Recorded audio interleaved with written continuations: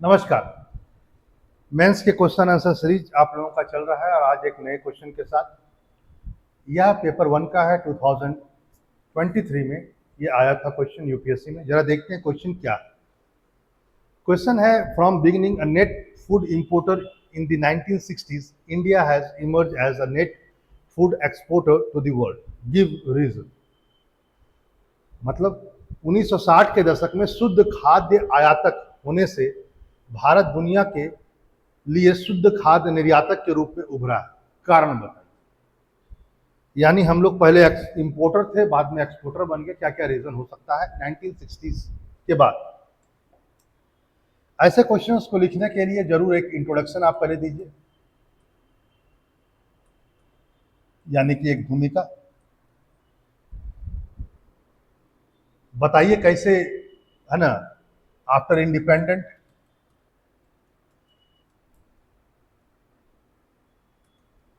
India में शुरू से फूड क्राइसिस रहा है, खाद्य संकट रहा।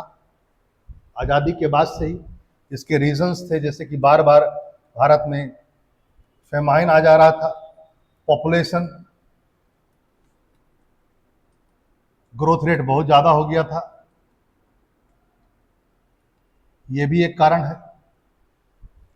तीसरा, आपको पता ही है, ये भी लिखने इसमें जरूरी है कि पुअर एग्रीकल्चर इनपुट, जो इनपुट था वो बहुत ही पुअर था, लैक ऑफ टेक्नोलॉजी। इनपुट में आप सीड्स वगैरह भी लिख सकते हैं, सीड्स, फर्टिलाइजर, ये सब इनपुट है, पुअर था, अच्छा नहीं। तो इस कारण से हम लोग शुरू से क्या था, फूड क्राइसिस था, इसका ये रीजन था। इसका रिजल्ट क्या हुआ? रिजल्ट हुआ इंडिया और अमेरिका के बीच में एक समझौता हुआ 1954 में, और इसी का परिणाम था कि पीएल 480 के अंतर्गत अमेरिका ने भारत को गेहूं इंपोर्ट करना शुरू कर दिया। वैसे भी अमेरिका ये कोई भारत के लिए स्पेशल नहीं लाया गया था पीएल 480। जो भी अमेरिका के मित्र देश बनना चाह रहे थे, उस समय कोल्ड वॉर का दौर था, आपको पता ही है। अमेरिका अपने ग्रुप को बढ़ाना चाह रहा था, तो हम जैसे देशों को भी वो चाह रहा था हमारे खेमे में आए, तो उसने भारत को भी दिया। 1960s में यदि कहा जाए, 1960s इसको भी आप लिखिएगा, लगभग हम लोग 11 मिलियन टन वीट का इंपोर्ट करते थे अमेरिका से। और ये बहुत ही कंट्रोवर्शियल था, क्योंकि वीट की क्वालिटी बहुत पुअर थी, शर्तें अमेरिका की बहुत हार्ड थी, और अब नेसेसिटी हो गया था हम लोगों को कि हम लोग उससे बाहर निकले, और हम लोग उससे बाहर भी निकले। और परिणाम यह है, रिजल्ट किसका क्या हुआ एट लास्ट, जब नेसेसिटी जनरेट हुआ तो रिजल्ट यह हुआ कि उस समय हम लोगों ने 11 मिलियन टन वीट इंपोर्ट किया था, आज हम लोग 7 to 8 मिलियन टन वीट का एक्सपोर्ट करते हैं वर्ल्ड में। आज हम लोग अंडर 10 आ चुके हैं फूड ग्रेन एक्सपोर्टर।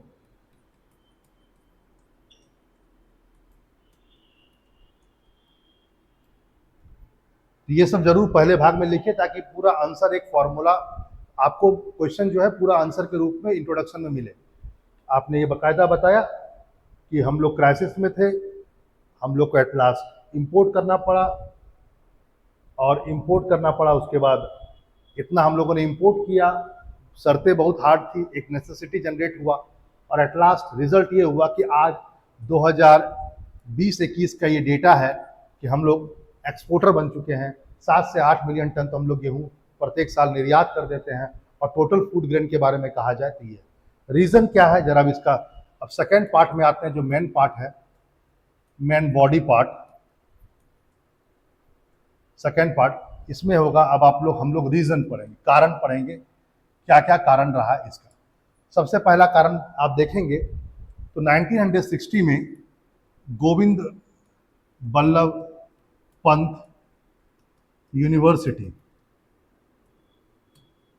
पहला एग्रीकल्चर पर स्टैब्लिश यूनिवर्सिटी भारत में स्टैब्लिश हुई। वैसे तो इसका नाम पहले उत्तर प्रदेश एग्रीकल्चर यूनिवर्सिटी था, बाद में 1972 में गोविंद बल्लभ पंत यूनिवर्सिटी कर दिया गया। दूसरा पॉइंट, क्योंकि अमेरिका तो हमें जो एक्सपोर्ट किया वो गेहूं की क्वालिटी खराब थी, एट लास्ट हमें लगा कि हम अपने पैरों पर खड़ा हो, और इसी का परिणाम है कि 1960 में हम लोगों ने एक रिसर्च एक्सपर्ट ग्रुप है ना, एक्सपर्ट ग्रुप को अमेरिका से बुलाया कि आप आइए हमें सहायता कीजिए। ये थे फोर्ड फाउंडेशन के, फोर्ड फाउंडेशन के एक्सपर्ट ग्रुप को भारत बुलाया। उन्होंने एक रिपोर्ट सबमिट की, रिपोर्ट का नाम था फूड क्राइसिस इन इंडिया,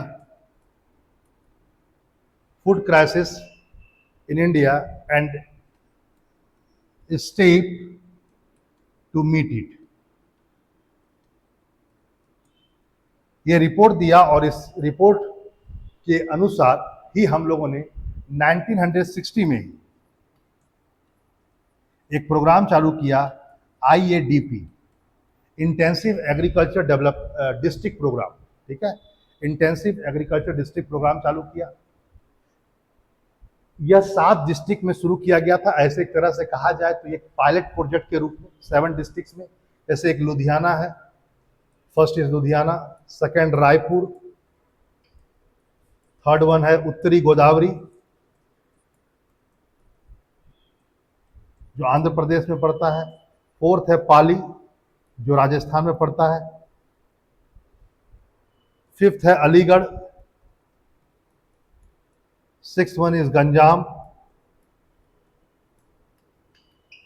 और सेवंथ वन है तंजौर।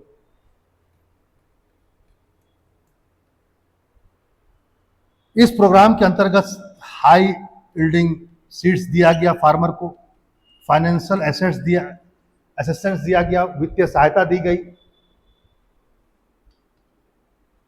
उन्हें मैकेनिकल टूल्स वगैरह दिए गए, है ना, बहुत सारे कृषि औजार दिए गए, मैकेनिकल टूल्स दिए गए, सब चीज एक तरह से सरकार के द्वारा दिया गया, और इसका रिजल्ट बहुत अच्छा रहा।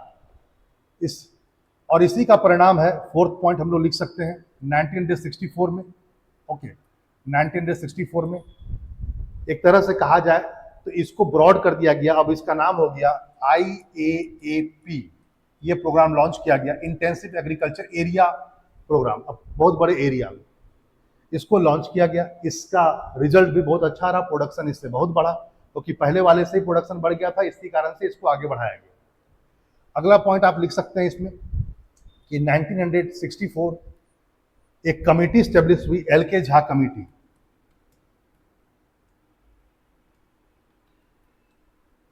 उसने कुछ रिकमेंडेशन दिया, कुछ सुझाव दिया, जैसे MSP आए, इन्होंने बात किया किसानों को सब्सिडी दिया जाए, इन्होंने कहा बफर स्टॉक क्रिएट किया जाए, FCI बनाया जाए, और इन सभी सुझाव को अंतगत्वा मान लिया गया, और इसका बहुत बड़ा परिणाम हुआ एग्रीकल्चर के इसमें। अगला पॉइंट आप देखेंगे, 1965 में न्यू एग्रीकल्चर पॉलिसी आया,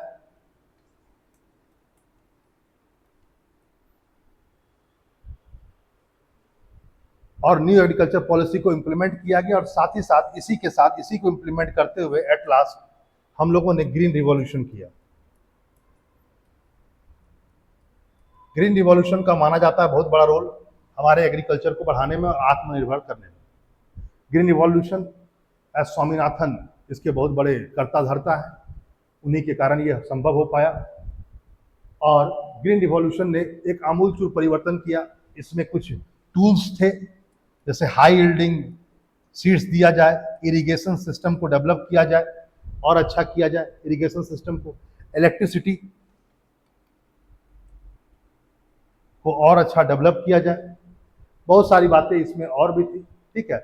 तो इन सब चीज़ों के साथ में हाई यील्डिंग है ना, seeds, agriculture system, electricity, infrastructure, road वगैरह, इन सब की बातें की गई, और इससे क्या हुआ, प्रोडक्शन बहुत तेजी से बढ़ा, और हम धीरे धीरे क्या हुए, डिपेंडेंट हो गए फूड ग्रेन पर, अपने आप में डिपेंडेंट होते चले गए।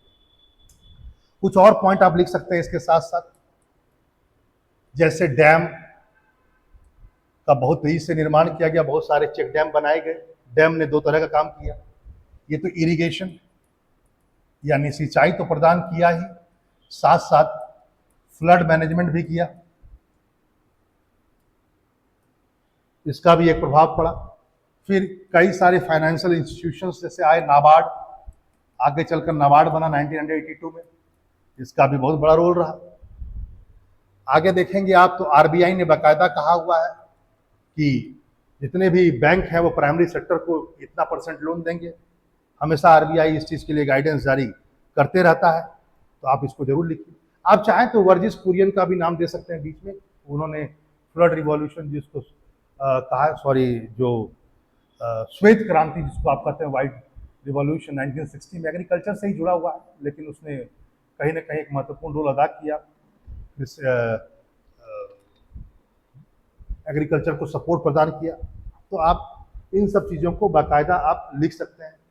और इरिगेशन, जो डैम वगैरह बनाया गया, इरिगेशन, फिर कैनाल, बहुत सारे कैनाल बनाए गए, आप उन सब का एग्जाम्पल दीजिए, नाम दीजिए, इससे भी इरिगेशन सिस्टम डेवलप हुआ। यहाँ पर जरूर आप लिखिए कि 1960 में जो केवल 18% इरिगेटेड लैंड था वो बढ़ करके 48 to 50% हो चुका है भारत में आज के तारीख में 2020-21 के डेटा के अनुसार। तो इन सब के कारण धीरे धीरे क्या हुआ, हम बढ़ गए। एट लास्ट आप निष्कर्ष देंगे, थर्ड पार्ट आप कंक्लूजन दीजिए। कंक्लूजन में कुछ डेटा को आप जरूर लिखिए, जैसे आप ये बताइए कि 1960s में हम लोग का वीट प्रोडक्शन जो था केवल 30 मिलियन टन था, सॉरी 10 मिलियन टन, वो अब 106 मिलियन टन हो गया है। राइस के बारे में यदि आप कहेंगे तो राइस जो पहले 35 मिलियन टन था वो बढ़ करके अब 130 मिलियन टन हो चुका है। तो ये बताता है कि हम लोगों ने अब ये, लास्ट में ये भी जरूर लिखिए जो पहले लाइन में लिखा, आज हम एक्सपोर्टर हैं, अंडर 10 में आते हैं, लेकिन भारत को अभी और आगे करने की जरूरत है, क्योंकि आज भी भारत में बहुत सारे लोग क्या है, वह एक वक्त ही खा पाते हैं।